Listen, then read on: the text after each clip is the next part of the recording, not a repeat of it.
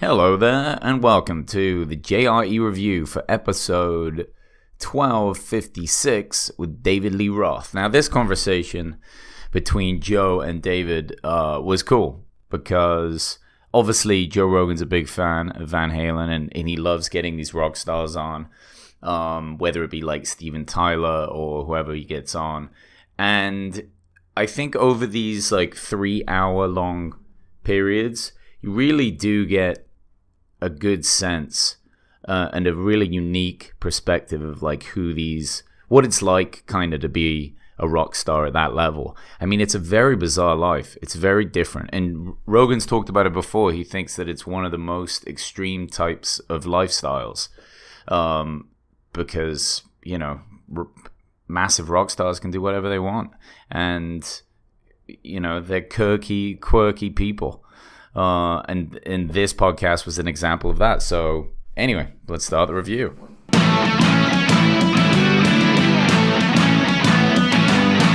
Welcome to the Joe Rogan Experience Review, where each week I review every single episode of the Joe Rogan Experience. What more do you want? So yeah, Van Halen is one of those bands. I mean, they're so massive. There's really nobody that doesn't know who they are. You know what I mean? They're up there. They're like Rolling Stones big. And this guy has lived a life. I mean, just been famous and the top of his game for how long? It's crazy. You know, it's crazy that there's almost any normalcy with these guys. Think back to the Steven Tyler Aerosmith podcast with Joe. And you know, Steven was kind of just like almost losing the conversation, you know, and just kind of going off on like this singing, and his stories would just kind of trail. And I mean, it was, you know, he's a little nuts for sure. But again, he's so super famous. You know, nobody ever tells him to shut up. Nobody ever says your stories are boring. He just goes and everyone sits and quietly listens. And I think in the same way, you've got that with David, though David Lee Roth does some interesting things to keep himself grounded, or at least I assume that's kind of why he's doing it. And he's also, he was telling Joe that you know, he takes on these other experiences to kind of richen his experience through life. It helps him, you know, writing songs, understand people better, and just kind of have you know, more fulfilled time. One cool thing he did for a while was he was an EMT, and he talks about that with Joe. And so he trained to be an EMT. It was like a year of something, you know, college basically. And then that was it. He was like cleaning out the trucks and traveling around New York, and he'd show up and, you know, to an emergency, and it would be David Lee Roth. Just that idea is really interesting. And it's also, it is eccentric, right? I mean, he doesn't need to be doing that. What is he doing that for? It's dangerous. It takes time. He could be doing anything. But, you know, there's elements. He wants to kind of give back, is what it was coming across. But also he just wants those experiences. He wants something new and different. It's not like he needs the money. He needs the adventure. Something that was really cool in the conversation is just how active David is. I guess he now doesn't own a car, so he just rides around on his bike and loves doing that. And he'll kind of show up to events with, you know, like an outfit over his suit if he's going to dinner, so he can just in the rain take it off and head into the event like he, you know, showed up in a limo, and no one's the wiser. And I guess that's just kind of how he likes to get around. It's an interesting thing to do. I mean, I almost couldn't understand what he's trying to get at there. I mean, it's one thing to be like physically active, but then why would you want to show up to an event like that? You could get a cab or you get a limo. I mean, you're very rich. If you're doing it just because you're making a point of being eccentric, that's one thing. But I think it's just that, you know, when you're riding a bike through the streets or whatever, especially in bad weather, like you're really tuned in to what's happening. You're there in the moment. right? If you're getting chauffeured somewhere, maybe you're just staring at your phone and kind of zoning off into space. So maybe it's just an example of him wanting to stay very present. I was trying to figure it out through the conversation, and when you listen to the podcast, ask yourself that question and see what he's trying to do with it.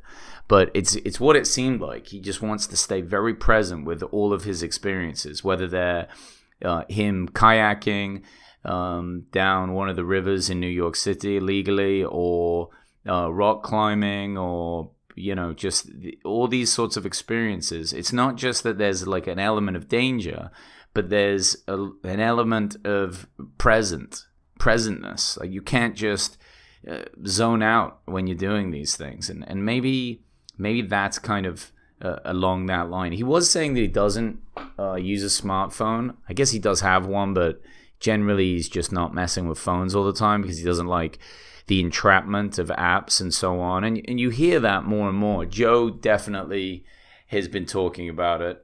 For Joe Rogan, he's got a ton of Instagram followers and Twitter followers, right? So he does like to connect with them, and it's good to kind of push his show dates and other things. So of course he's going to still use it, but he has started this kind of dialogue through the podcast as saying that he's been working on kind of disconnecting from that medium, give him a little bit of space. I think it's healthy for everyone. I hear just people that I know on any level of social media, whether you have like 200 followers or 200,000, is saying that they're kind of disconnecting a little bit if they can. It's healthier, it's they give the example, David does, that I really like on his conversation with Joe. He said it's like going to the fridge when you don't have any food. It's like just a habit of going to the fridge and looking inside and seeing what there is. Like there's nothing in there, but it's like, oh, every couple of minutes I need to check. Phones are the same way. If you watch people with it, it's just like when they don't know what to do with themselves, if it's been a few minutes and they haven't checked their phone and they're just sat at a table or just chilling out somewhere or at Starbucks or whatever, they're not looking around to try and hold a conversation. They're just straight on the phone and seeing what's happening. And you know where they are. They're on Facebook. They're on Instagram. I've done it. I've been victim to it. But yeah, in the same way, I try and disconnect. And when you hear people like this, really actively disconnecting, like maybe not even having a smartphone with them or on most of the time, they're doing it for an important reason. And it's interesting to hear because you're like, okay, all right, maybe this guy has something here, maybe knows something, Going back into David's storylines, he's obviously lived an incredible life, and it's fascinating for him to discuss it with Joe. But it is funny the way that he talks as well. And I mean, it's kind of reminiscent of when Steven Tyler was on the podcast, because he would talk a lot and tell a story, but he would go on like one tangent after another and do it very quickly. And it was almost difficult to kind of follow his train of thought. It was almost like a stream of consciousness that Joe was very good and very patient as well at kind of bringing it back around, like to make the point and bring it back around and kind of, I guess in a way, keep control of the conversation, because it was almost like a bit of a scatterbrained storytelling event. And he was laughing at his own story a lot. I mean, he was very energized and excited with it, but it was a little distracting because I was like, wait, where is he going with this? And it would happen often, he would just kind of like spin around on his own thought process. You guys listen to it,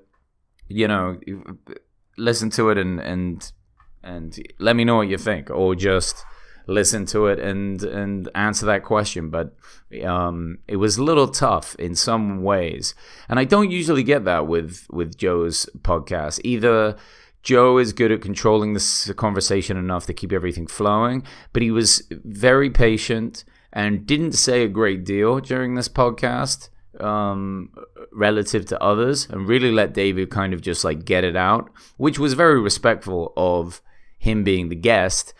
But at the same time, it was kind of difficult at times to be like, wait a minute, what was the question, or where is he going with the story? But yeah, still a fascinating insight into a rock legend, and really cool to get to know. And he sounded like just a fascinating guy that like cares about people and wants to leave like a positive mark in place of what he's doing. I really enjoyed it. I hope you guys do too, and thanks a lot for tuning in. Bye.